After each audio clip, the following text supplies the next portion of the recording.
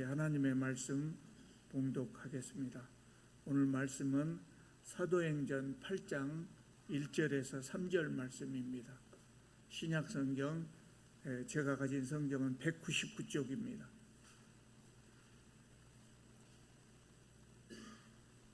사도행전 8장 1절에서 3절 제가 봉독하겠습니다. 사울은 그가 죽임당함을 마땅히 여기더라. 그날에 예루살렘에 있는 교회에 큰 박해가 있어 사도 외에는 다 유대와 사마리아 모든 땅으로 흩어지니라.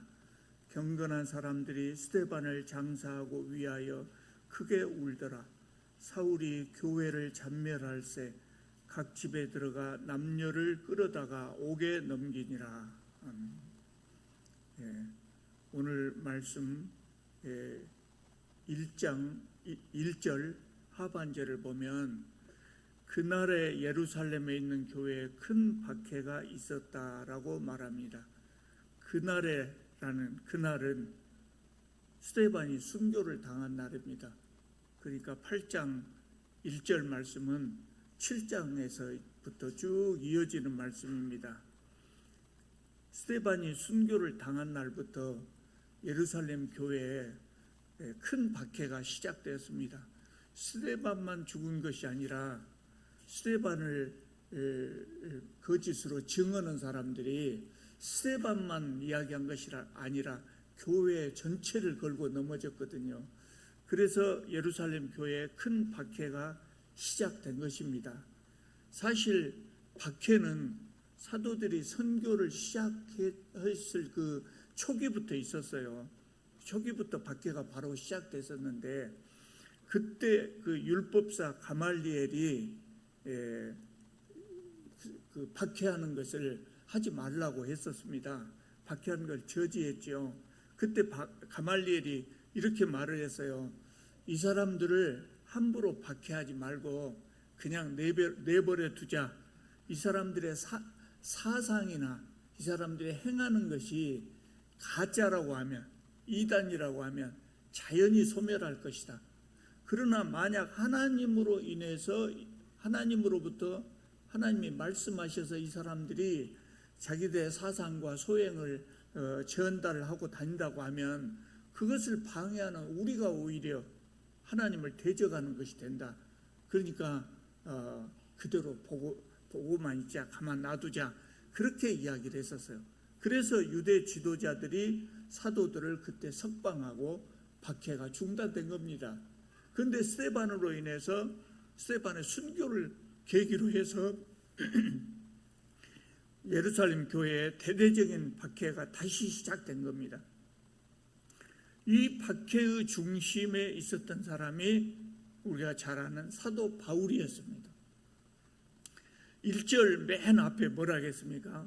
사울은 그가 죽임당함을 마땅히 여기더라 그랬어요. 바로 앞에 스데반이 순교당한 것이 나왔잖아요. 바로 이어서 8장 1절에 사울은 그가 죽임당함을 마땅히 여기더라. 사울은 나중에 바울로 이름이 바꿔지죠. 바울입니다. 그가 죽임당함을 마땅히 여겼다 그래서 스데반이 죽임당한 것을 당연한 것으로 생각했더라 그 말입니다. 그 당시에 바울은 그랬어요. 바울은요 하나님을 정말 열심히 믿는 사람이었어요.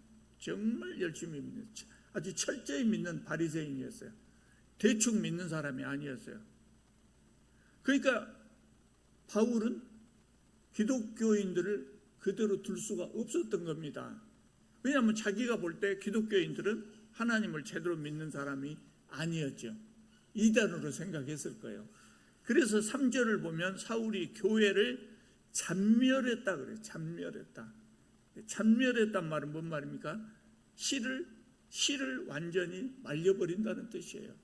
그러니까 집집마다 수색을 해가지고 기독교인이라면 다 잡아다가 옥에 넘기고 이렇게 했던 것입니다. 바울이 이전에 복음을 들었을까요? 안 들었을까요? 들었을 겁니다. 아마.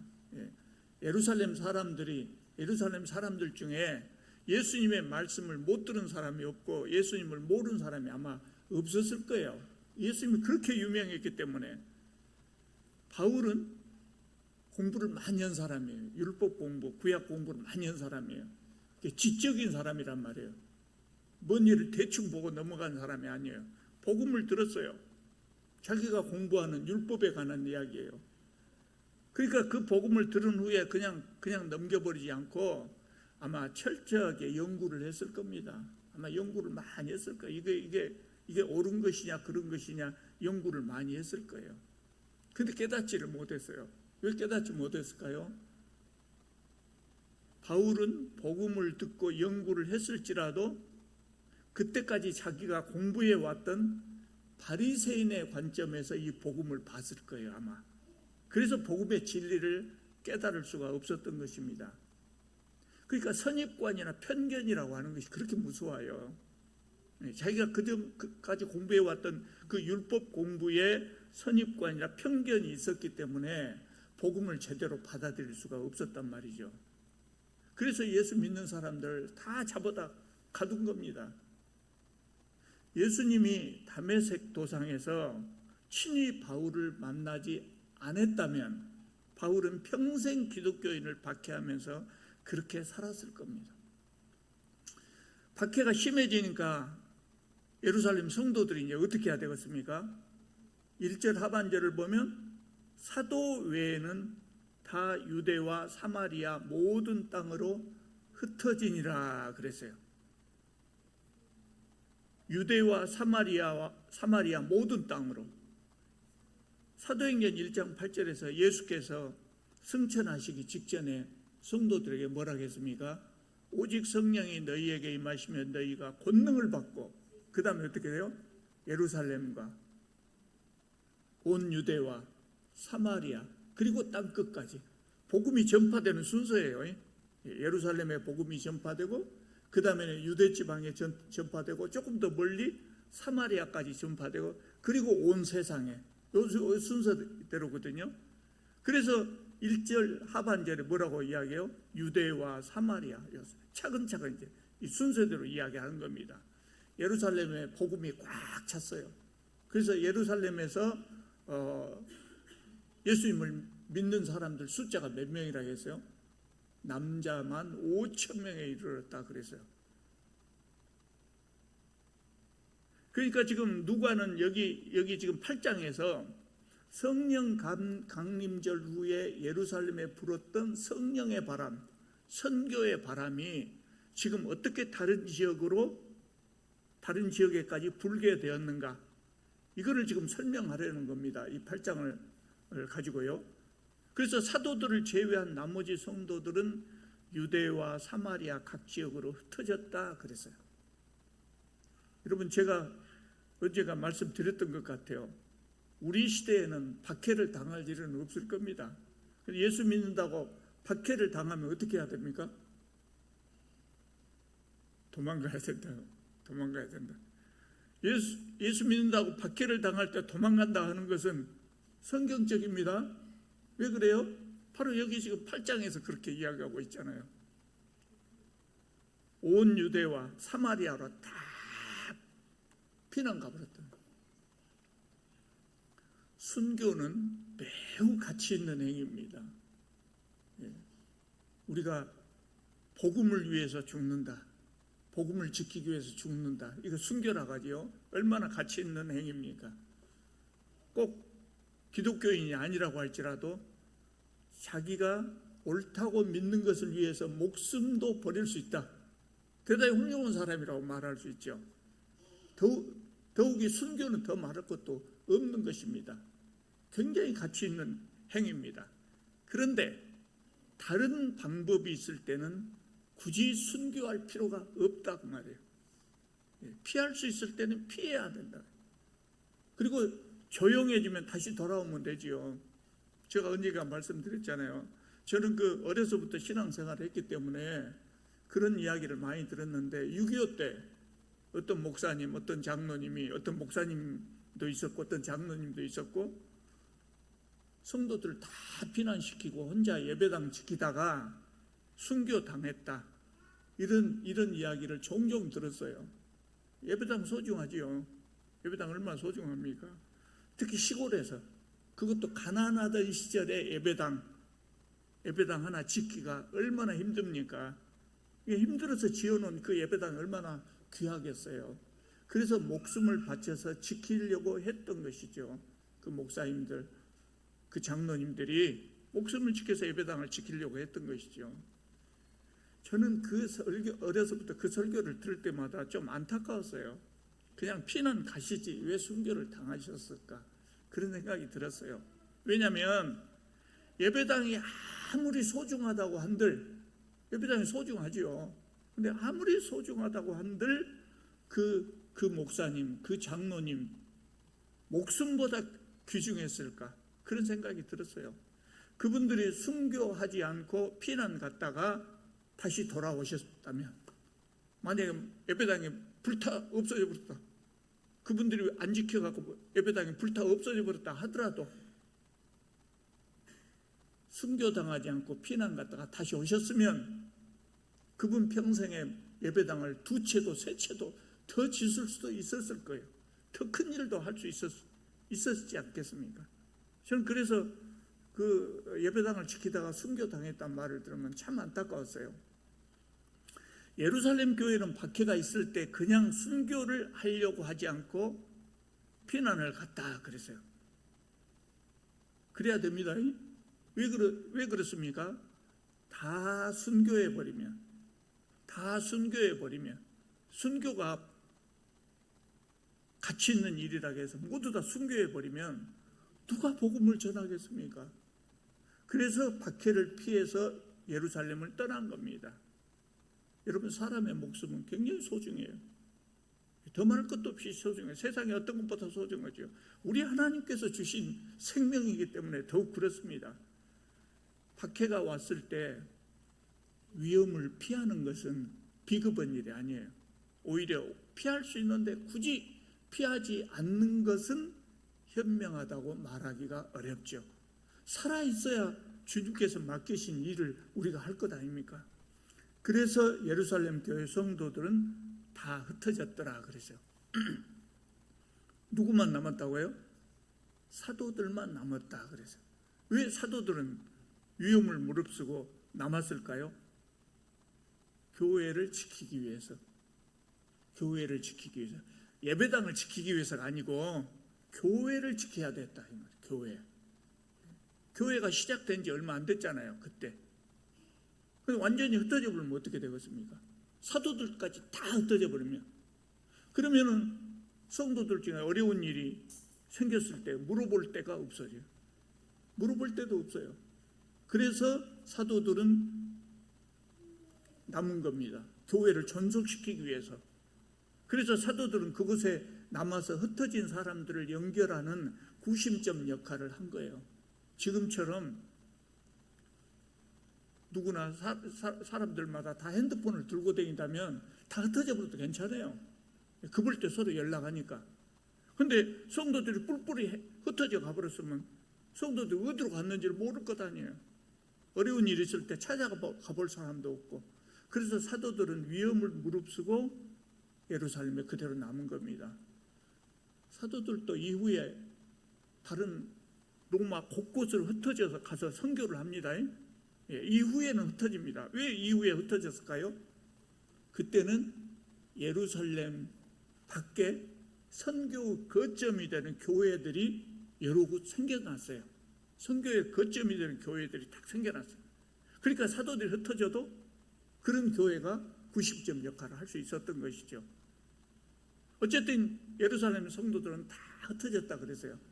그런데 미처 피하지 못한 성도들은 집에 숨어 있다가 어떻게 됐어요? 바울이 지휘하는 군사들에게 잡혀서 옥에 갇혔어요. 바울은 연약한 부녀자들도 전부 잡아다가 옥에 가다 버렸어요. 그러니까 예루살렘 교회가 어떻게 됐습니까? 이제 끝장이 난 것처럼 보였어요. 힘을 쓸래야 쓸 수가 없는 아주 비참한 상태가 되어버린 것 같았어요. 교회가 완전히 망했다, 이렇게 보였단 말이죠. 근데 여기 반전이 일어났습니다.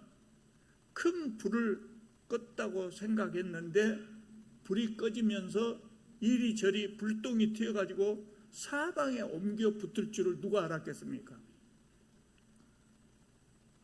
여러분, 제가 늘 말씀드리지만 하나님의 계획은 사람들이 회방할 수 없어요. 못합니다. 하나님의 계획은 사람들이 회방할 수 없어요. 아무리 회방하려고 해도 하나님께서는 사람들의 그 회방조차도 선하게 이용하셔서 하나님의 계획을 실행해 가신다고요. 그러니까 하나님의 계획은 누가 회방할 수가 없었어요. 그래서 선교의 불길이 사방에 옮겨 붙기 시작했다고 말이에요. 이 박해를 때문에, 박해로 인해서. 예루살렘 교회 성도들은 집과 일터, 생활 터전을 잃어버리고 생명의 위협을 느끼면서 사방으로 흩어졌어요. 뿐만 아니라 한동안 행복한 생활을 했던 신앙의 터전도 잃어버렸어요. 정신적 기둥이 되었던 사도들과도 헤어질 수밖에 없게 되었죠. 또 서로 돕고 격려하던 성도들 다 뿔뿔이 헤어져야만 했어요. 얼마나 힘들었겠습니까? 초대교회 성도들은 이제 홀로 하나님 앞에 신앙을 지켜나가야만 했어요. 자칫하면 좌절하고 신앙을 저버릴 수도 있는 그런 상태가 되었단 말이죠.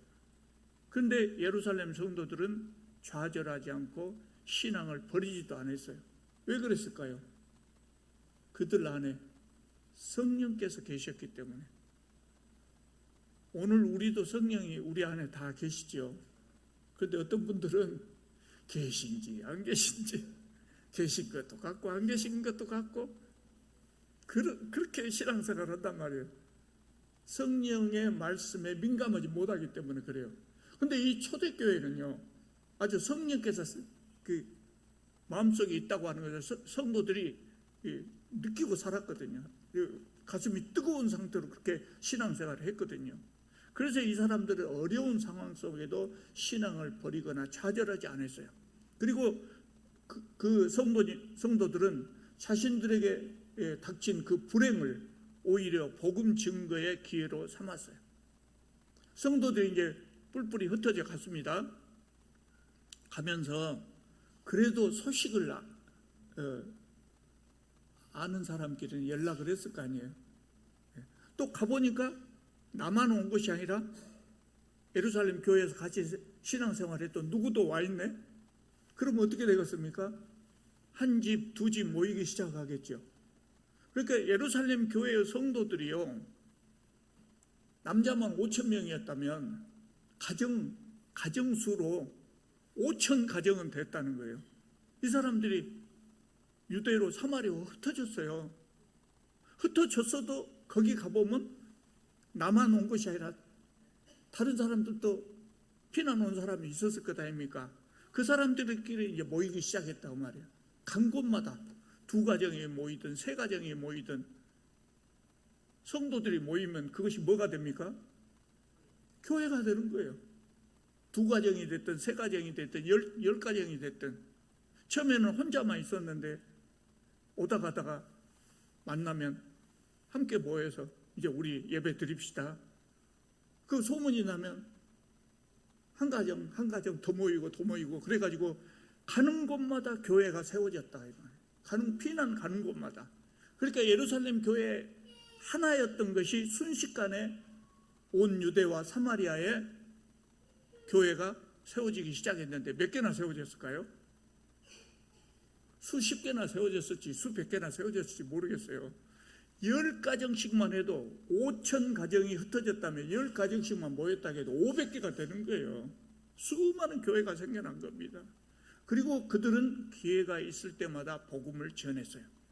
그러니까 흩어진 성도들은 자기도 모르는 사이에 선교사 역할을 하고 있었고, 그들이 세운 작은 교회는 그 지역의 선교의 거점이 되어 있었던 겁니다. 예루살렘 교회의 큰 박해로 인해서 복음이 온 유대와 사마리아에 전파되는 엄청난 파급 효과가 일어난 겁니다. 그래서 사도행전 1장 8절에서 예수께서 말씀하셨던 그 지상 명령이 성취되기 시작한 거예요. 놀라운 일이 벌어졌죠. 예루살렘 교회를 핍박하던 사람들, 그 사람들은 교회가 이렇게 퍼져나갈지, 신앙이, 기독교가 퍼져나갈 것은 생각지도 못했을 거예요. 그런데 예루살렘 교회를 박해함으로 인해서 이런 일이 생겨난 것이죠. 여러분, 우리가 세상 살면서요, 우리가 불편한 일을 겪을 수가 있어요.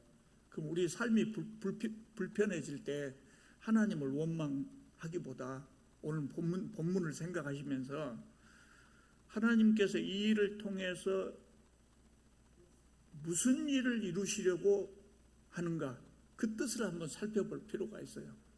내가 불편해도 이것을 통해서 하나님은 무슨 일을 하실 수 있다고요.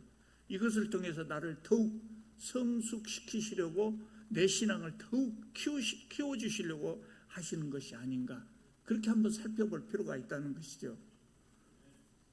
복음이 전 세계로 전파된 것은 예루살렘 교회의 자발적인 선교 계획에 의해서 그런 것이 아니었죠. 그랬다면 더 좋았을 것을. 교회를 박해하는 외부적인 힘에 의해서 복음이 예루살렘 밖으로 전파되기 시작했어요. 예수께서는 성령을 받은 사람들이 온 유대와 사마리아와 땅끝까지 복음을 전하기를 원하셨지만 예루살렘 성도들은 그렇게 하지 않았다고요. 성령 받고 사도들 가르침 받고 교회가 서로 사랑하고 이런 생활이 너무 좋아져서 흩어져야 한다는 것을 아마 잊고 있었을 거예요. 그때 박해가 시작되었고 하나님께서는 이 박해를 선하게 이용하셔서 복음이 세상에 확산되는 계기로 삼았어요. 어떤 분들은 이렇게 이야기하신 분들도 저는 들어봤어요. 뭐라고 하냐면, 예루살렘 성도들이 흩어지지 않으려고 하니까, 흩어지려고 하지 않으니까 하나님께서 박해를 주셔서 강제로 흩으셨다, 그렇게 말씀하는 분들도 있어요. 그런데 저는 그렇게까지 생각하지 않거든요. 예루살렘 교회가 흩어지지 않으려고 하니까 하나님께서 박해를 주신 것이다. 그래서 강제로 흩으시고 선교를 하게 했다.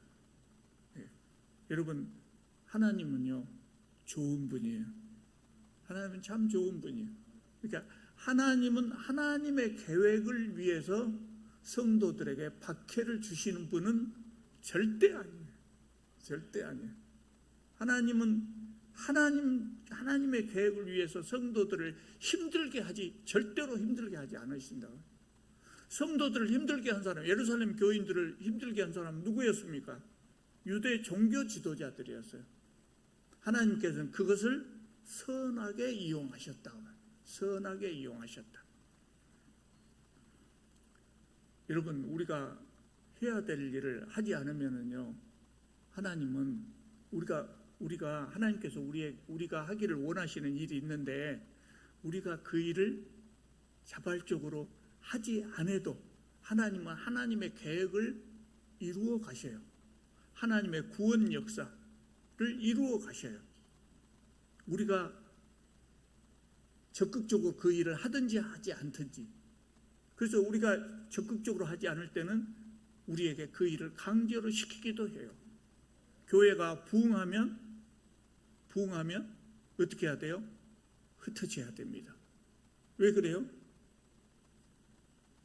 하나님께서는 복음이 널리 확산되기를 원하시니까. 우리가 그 일을 적극적으로 하지 않으면 하나님께서 그 일을 하신다고요. 그러니까 교회가 부흥하면 흩어져야 돼요. 그런데 세상에 흩어지려고 하는 교회가 많습니까? 안 많습니까? 별로 없습니다. 없습니다. 모으려고만 합니다. 9,000명쯤 모이면 교회가 커요, 안 커요? 엄청 크지 않습니까? 그러면 이제 좀 흩어질만 하는데 9,000명이 모이면 기어이 1,000명 채워야 돼요. 그 10,000명 교회를 만들어야 돼요. 9만 명 되면은 이제 전도 안 해도 된다 그런 교회 봤습니까? 기어이 10만 명 채우려고요. 세계에서 제일 큰 교회를 만들어야 되겠다 이런 생각을 가진 분들이 많다고요. 그럴 때는 이제 하나님께서 개입하실 수밖에 없어요. 여러분, 저는 교회가 소란스러운 것을 많이 봐온 사람이에요. 제가 다니던 교회도 분란이 일어나갖고 막 굉장히 소란스럽고 경찰이 동원되고 막 그런 것도 봐왔어요. 교회가 왜 싸울까? 그런 생각을 많이 했거든요. 그 중요한 이유 중에 하나가 뭐냐면, 제가 느끼기에 중요한 이유 중에 하나가 뭐냐면, 할 일을 하지 않으니까 그래요. 해야 될 일을 하지 않으니까. 에너지가 남아서 그래요. 흩어져서 복음을 전해야 되는데 그것을 하지 않으니까, 일하지 않으면 힘이 남지요. 그 남는 에너지가 싸움으로 변하는 것입니다. 일하지 않으면 돈이 남습니다. 그 돈을 사용해야 되기 때문에 다툼이 벌어지는 거예요. 그래서 교회 헌금이 너무 많이 쌓이면 안 된다. 교회 통장에 돈이 많이 쌓이면 재물이 있는 곳에 뭐 있어요? 다툼이 있어요. 밖에 나가서 일을 해야 하는데 밖에 나가서 일하지 않고 예배당 안에만 있으니까 서로 부딪히는 것이죠. 온 세상에 복음을 전하고 어려운 사람들을 어떻게 도울 것인가 생각하고 노력하고 그러면 싸울 시간이 어디가 있겠어요? 맨날 교회 안에 문제만 가지고 왈가왈부 하다 보니까 부딪히는 것이죠. 그러니까 교회가 성장하면 돈을 내보내든지 사람을 내보내든지 보내야 되는 거예요. 어디로 보내요? 전국으로 보내고 전 세계로 보내고 전국의 교회를 세우고 전 세계에 복음을 전하고 그렇게 돼야 돼요. 교회는 그렇게 성장하는 겁니다. 제가 그런 생각을 해봤어요. 예루살렘 교회가 왜 예루살렘에만 머무르려고 했을까? 사도행전 1장 8절의 말씀대로 온 유대와 사마리아와 땅끝까지 나가서 전도하려고 하지 않고 왜 예루살렘 교회는 예루살렘에만 머물러 있었을까? 아마 그런 생각이 들었어요. 두 가지 생각이 들었는데요. 하나는 처음부터 이방인 전도를 탐탁하지 않게 생각하는 사람들도 꽤 많았을 거예요. 유대인들은 다른 민족을 정상적인 사람으로 생각하지 않거든요. 무시해요. 그래서 이방인이 하나님의 자녀가 된다고 하는 것이 용납하기가 어려웠을 거예요. 예수님 시대에도 사마리아 사람들을 천대하면서 살았어요. 예수님은 수가성 여인에게, 사마리아에 있는 수가성 여인에게도 전도를 하셨죠. 그런데 제자들에게는 아직도 사마리아 사람들에게 전도하는 것이 거부감이 있었던 것 같아요. 그래서 차일피일 미루지 않았는가 하는 생각이 들었고요. 또 두 번째로는 예루살렘을 전부 복음화한 후에 다른 지역으로 가자, 그렇게 생각한 사람들도 있었을지 몰라요. 지금도 많은 사람들이 그러거든요. 지금도 많은 사람들이 세계 선교를 이야기할 때 우리나라도 아직 복음이 전해지지 않은 곳이 많이 있는데 우리나라를 완전히 복음화한 후에 다른 곳으로 나가야 된다, 그렇게 주장하시는 분들도 많이 있어요. 예루살렘 교회가 만약에 이 핑계로 다른 지역에 나가지 않았다면, 그리고 하나님께서 특별히 간섭하지 않았다면 어떻게 됐을까요? 여러분, 예루살렘이 지금 완전히, 지금 예수님 오신 후에 2000년이 지났는데 지금 예루살렘이 완전히 복음화 됐습니까? 안 됐습니까? 예수님 안 믿는 사람 겁나 많아요.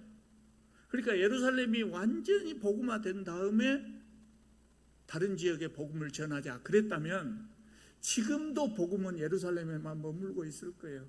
지금도. 달러값이 오르면 달러값이 올랐으니 선교를 중단하자, 그것도 핑계 될 수 없어요. 달러값이 오르면 거기에 예산을 맞춰서 선교의 규모를 줄일 수는 있지만 선교는 달러값에 상관없고 세계 경제와도 상관없이 선교는 지속돼야 돼요. 그것이 하나님의 뜻이고 예수 그리스도의 명령이기 때문에 그런 것입니다. 여러분, 세상에는 정말 가난하고 소외된 사람들이 너무 많아요. 저는 그 단기 선교를 이곳저곳 다니면서 참 그런 모습들을 많이 봤는데 이 단돈 1달러가 없어가지고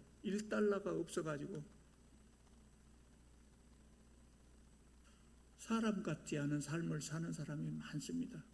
동물 같은, 짐승과 같은 삶을 사는 사람들이 너무 많습니다. 그런 사람들이 대략 세계의 3분의 1이나 된다고 해요. 그런데 그런 곳에 가보면 대부분이 또 복음을 모르는 지역이에요. 복음이 들어가지 않는 지역이 가난한 데가 또 굉장히 많습니다. 우리는 그런 곳에 복음을 전해야 돼요. 복음을 전하는데 성경책만 나눠주지 말고 뭘 나눠줘야 돼요? 밥을 줘야 돼요. 밥 한 끼 줘야 됩니다. 배고파서 죽어가는 사람한테 참 안 됐습니다. 세상은 본래 그런 것이니까 그냥 돌아가시고 천국 가서 잘 사십시다. 예수 믿고 가시오. 그러면 되겠습니까? 안 되겠습니까? 배고파서 죽어가는 사람한테는 예수 믿으시오 이 말보다도 그냥 뜨끈뜨끈한 곰탕 한 그릇 대접한 것이 더 중요한 일이에요. 그렇게 대접하면 어째서 나를 대접하는고 그렇게 생각하고 물어봐요. 물어봐. 그때 복음을 전하는 거예요. 그러니까 저는 선교와 구제가 두 가지라고 생각하지 않아요. 교회는 선교를 해야지 뭐 구제가 웬 말이냐, 그렇게 말씀하시는 목사님도 저는 봤어요.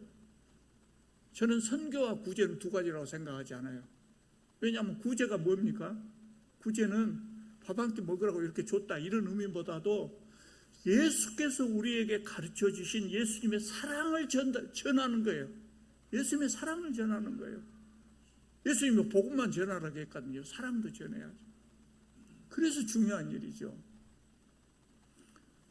배고파 죽어가는 사람에게 전도지가 무슨 소용이 있냐고요. 아프리카 속담에 그런 말이 있답니다. 배가 고픈 사람에게는 귀가 없다. 배고픈 사람은 귀가 없대요. 안 들린대요. 하나님은 우리를 먼저 부르셨어요. 세상 사람들 중에 우리를 먼저 부르셨잖아요. 왜 우리를 먼저 부르셨어요? 복을 주시려고 부르셨죠.